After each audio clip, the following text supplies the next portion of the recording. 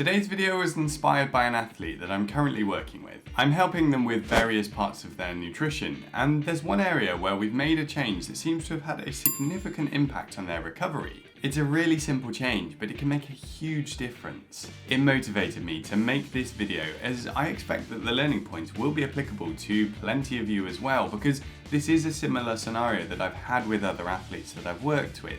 And if you're new here, by the way, then hey, my name's James and I'm a sports nutritionist and triathlete and love to do videos on these sorts of topics. I do one-on-one coaching and I like to share some of the awesome improvements that people can make through their nutrition because you can do it too. So this triathlete that I've been working with had been struggling with their recovery, often feeling a bit beaten up after training, sore muscles, that sort of thing. As you might expect, there are heaps of different reasons for this, and it might not even be nutrition in the first place. Whenever I start working with an athlete, I do a dietary analysis where I look through what they're eating, when, how many calories they're consuming, and what their macronutrient split is like. So their protein, fat, and carbohydrate intake, so that I get a good overview of their diet. It was during this dietary analysis that I noticed that their protein intake was, relatively speaking, a little on the low side, as they were consuming around 1.5 grams of protein per kilogram of body weight per day. And I wondered whether this might be impacting their recovery because protein is such a major player in the recovery game.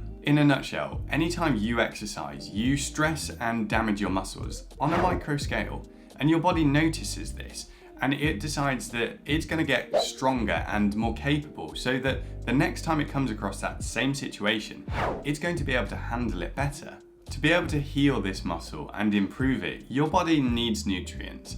And dietary protein is the main contributor to this muscle recovery, and that's why it's so important. Now, if you look at something like the UK guidance for daily protein intake, you'll see that it says 0.8 grams of protein per kilogram of body weight per day, and obviously this athlete was consuming far more than that. The thing is though that this threshold is set to stop a protein deficiency and has absolutely no link to athletic performance. Current evidence suggests that endurance athletes should consume between 1.4 to 2 grams of protein per kilogram of body weight per day, as these are the optimal levels to facilitate muscle recovery and growth and support the athlete in their training. Now, because this athlete had been finding their recovery more difficult, I suggested increasing their protein intake closer to that 2 grams of protein per kilogram of body weight per day, especially on their harder training days.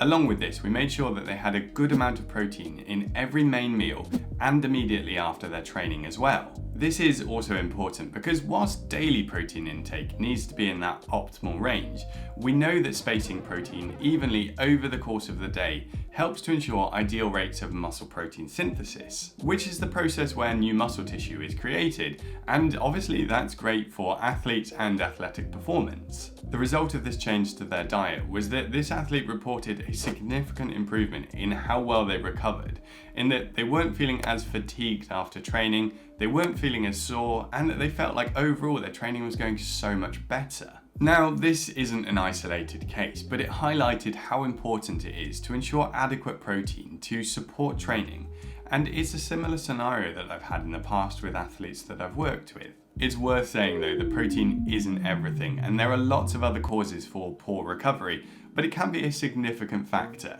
It's something that you should consider if you're struggling with your recovery, and if it is something that you need more of, you'll usually be able to tell through a marked improvement in how well you recover if you increase your protein intake. So if you think this might be you, try increasing your protein intake to around that 2 grams per kilogram of body weight per day and see how you get on. And if it makes no difference at all, then it's probably something else, and that might be another nutritional issue like your overall calorie intake or your carbohydrate intake, or it might be something else like not managing your training load appropriately or not getting enough sleep. Now, if you found this useful and you're interested in more info like this, then you should check out my newsletter. I send a free newsletter out every week with nutrition tips to help you train and race better, and I've put the link to it in the description of this video. And you'll also find another couple of nutrition videos up on the screen for you now.